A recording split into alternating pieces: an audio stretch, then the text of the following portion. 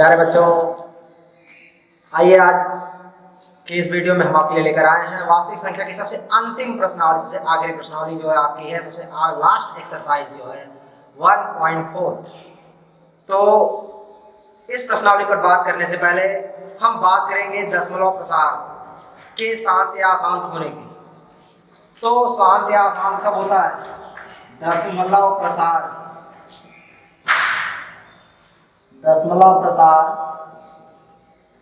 की सबसे पहली बात शांत होने की कब होगा शांत कब होगा? जब दशमलव के बाद आने वाले, जैसे दशमलव के बाद आ रहा है 1 2 3 4, हम कुछ भी कोई भी नंबर ले लें, इनके बाद यानी दशमलव के बाद जो अंक आ रहे हैं, अगर हम इनको गिन सकते हैं, जैसे इसको गिना 1 2 3 4, हमने गिन लिया, कुल मिला कितने अंक है? ये कुल मिला के 4 अंक है। ये कुल कितने अंक है? 4 अंक है दशमलव के बाद। या हमने ये लिखा, इसमें कितने अंक है? 2 अंक है। हमने ये लिखा, इसमें कितने अंक है? 5 अंक है। तो जब आप दशमलव के बाद आने वाले अंकों को इस तरह से गिन सकते हो या गिन लोगे अपनी उंगलियों पर, तो हम उस दशमलव प्रसार को क्या कहेंगे? शांत कहेंगे। बात आती है दूसरे की, अशांत होना। अशांत रूप कौन सा होता है? जब हम दशमलव के बाद आने वाले अंकों को नहीं गिन सकते, ऐसे ही आते रहे और इनको आप गिन ही नहीं सकते कि आगे कितना होगा, 10 होगा, 12 होगा, 15 होगा, 100, 1000 करोड़, कितना भी होगा, आप गिन नहीं पाओगे अंकों को, तो वो अशांत होता है।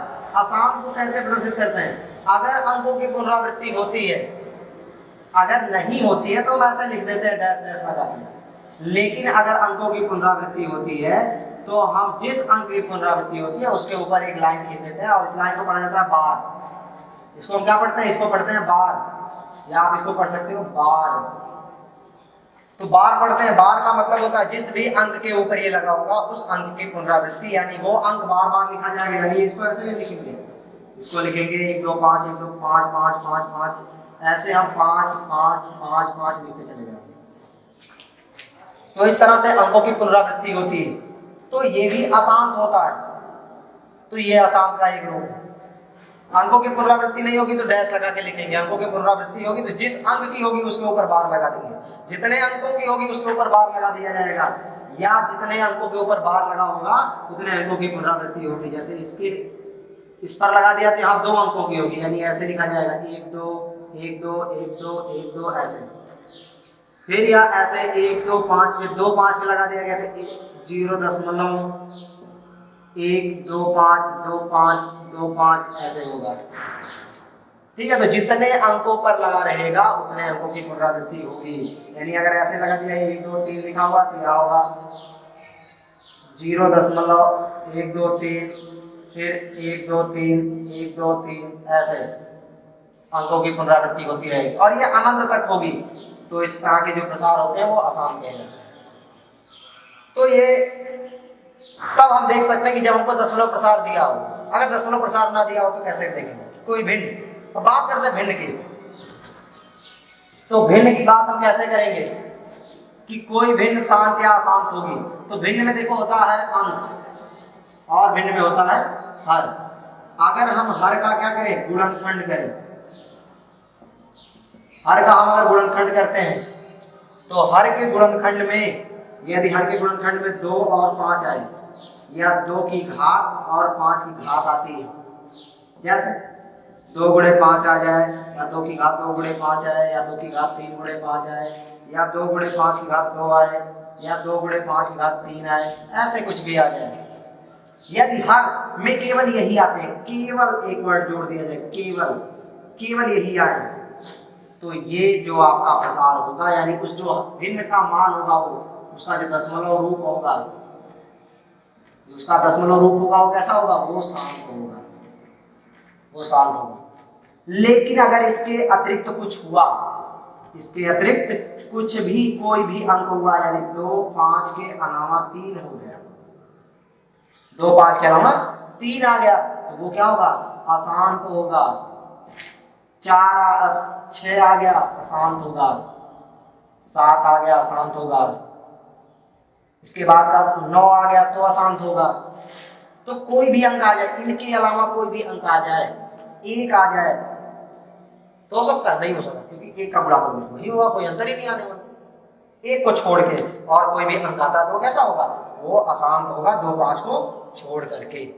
4 और 8 को भी, क्योंकि 4 को हम कितना लिखते हैं, 4 को लिखते हैं 2 की घात 2, अगर यहाँ 4 आ जाए तो 4 तो 2 ही है, 2 ही का रूप है।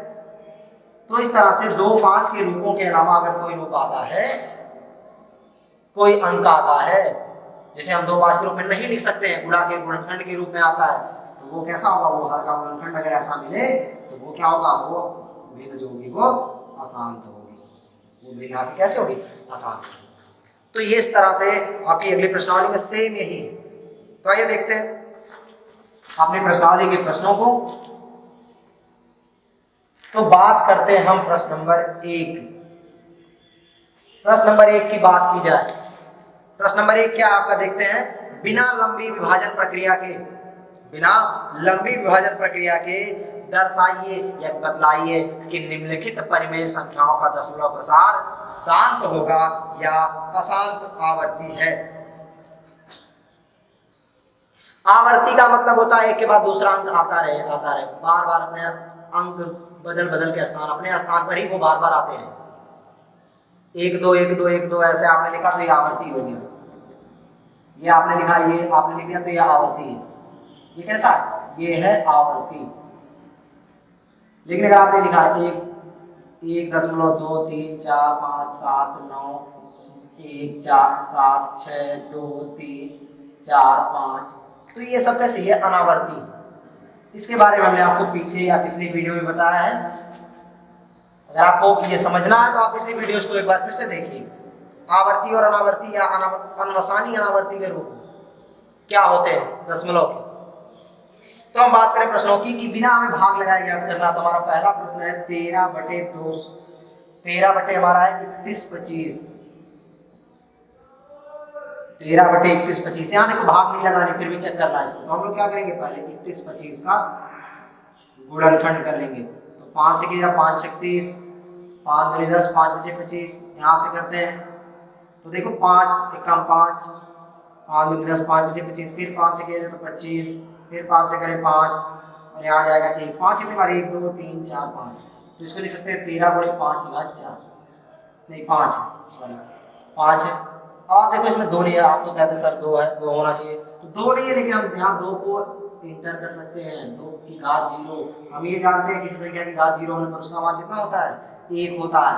अगर आप ऐसा नहीं करना चाहते तो पहले आप 1 का गुणा लिख लो उसे, और 1 गुणे आप अगर ऐसा लिखते हो तो यहाँ 1 को लिख सकते हो 2 की घात 0 × 5 की घात 5। अब ये इसका रूप कौन सा हो गया, 2 की घात m × 5 की घात n हो गया ना। देखो यहाँ भले ही m बराबर 0 हो और n बराबर 5 है, तो इस कारण ये कैसा प्रसार होगा, ये जो होगा ये शांत होगा, ये शांत होगा। और किसी की हम बात कर लेते हैं 455, आपका जो थर्ड क्वेश्चन उसकी बात कर लेते हैं। देखो थर्ड क्वेश्चन आपका कौन सा है, थर्ड क्वेश्चन आपका 64/415। इसके हर का गुणनखंड करें, इसके हर का गुणनखंड करते हैं। तो पहले हम 5 से डिवाइड करें क्योंकि लास्ट डिजिट 5, तो 5 9 45, 5 एकम 5, 91 है। फिर अब तो होगा नहीं, 7 से कर सकते हैं, 13 से 91, फिर 13 से। अब अगर हम बात करें तो 64 बटे कितना आ जाएगा, 5 × 7 × 13।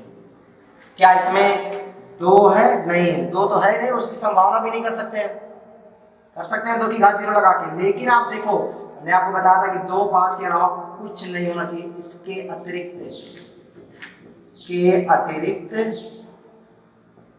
कोई भी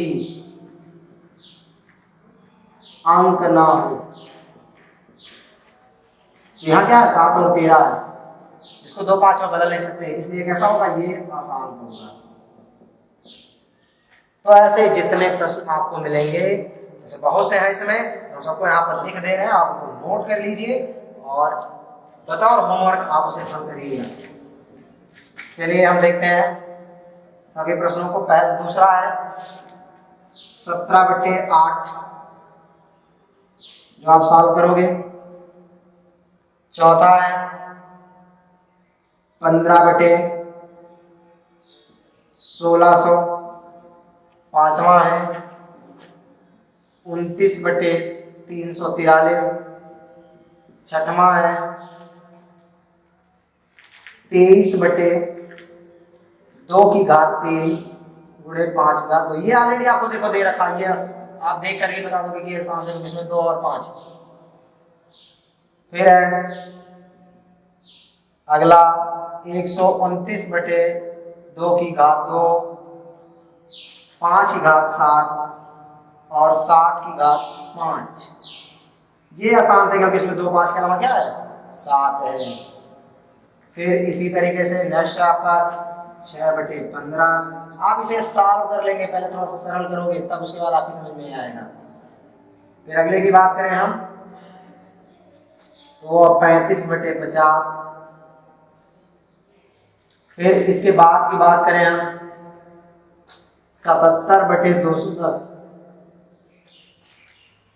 तो ये सभी आपका होमवर्क है और अपने सॉल्व करोगे तो वीडियो को पॉज करके आप नोट कर लीजिए। फिर बढ़ेंगे अपने अगले प्रश्न की ओर।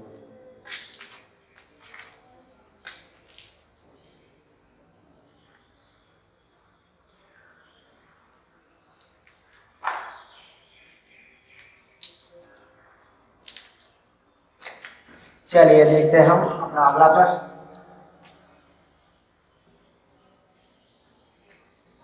हमारा प्रश्न नंबर 2 है। ये आप डिस्क्रिप्शन में देखेंगे पेज के साथ या अपनी बुक से देखेंगे।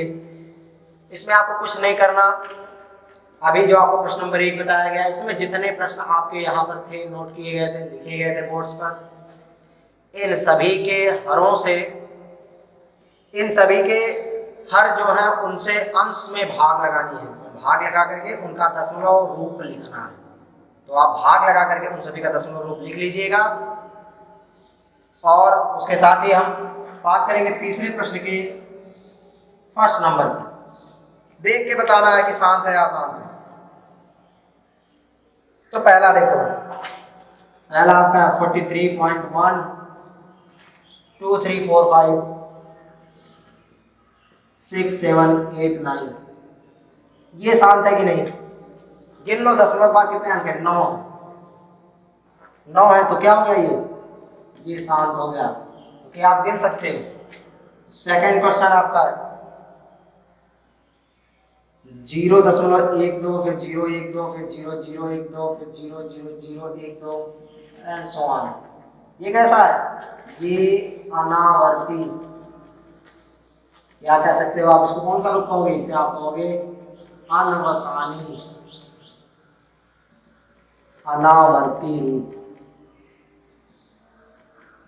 इसे आप कहोगे अनवसानी अनावर्ती रूप। तो इसलिए क्या ये है अशांत। फिर आपका थर्ड क्वेश्चन 43 अपने इसी प्रश्न पर आप बार लगा दो। इस प्रश्न पर आप बार लगा दीजिए। तो ये कैसा रूप हो गया? ये भी अशांत है। अंकों की पुनरावृत्ति तो हो रही लेकिन ये सब क्या है? ये अशांत है। अब एक छोटी सी बात इस प्रश्न में और है, कह रहा जो शांत है, या इन प्रश्नों में ऐसे कौन से जिन्हें P/Q के रूप में लिख सकते हैं? जिन्हें हम P/Q के रूप में लिख सकते हैं तो कौन से हैं? अभी एक छोटा सी बात आप देख लो, जो शांत हो, जिनका हर क्या हो या दशमलव रूप, दशमलव रूप कैसा होना चाहिए? दशमलव रूप कैसा होना चाहिए? ध्यान से देखो, सुनना, ध्यान से समझना इसको। शांत हो या क्या होना चाहिए? अशांत हो लेकिन कैसा हो? अशांत हो लेकिन उसकी क्या होनी चाहिए? अंकों की पुनरावृत्ति हो।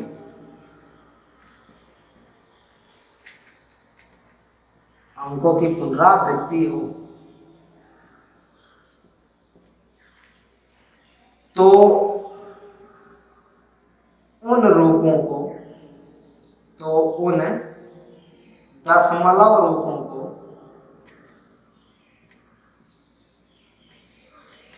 P/Q के रूप में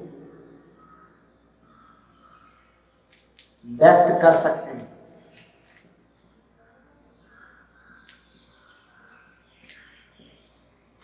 उनको हम क्या कर सकते हैं? P/Q के रूप में व्यक्त कर सकते हैं, जिनका दशमलव रूप कैसा होगा?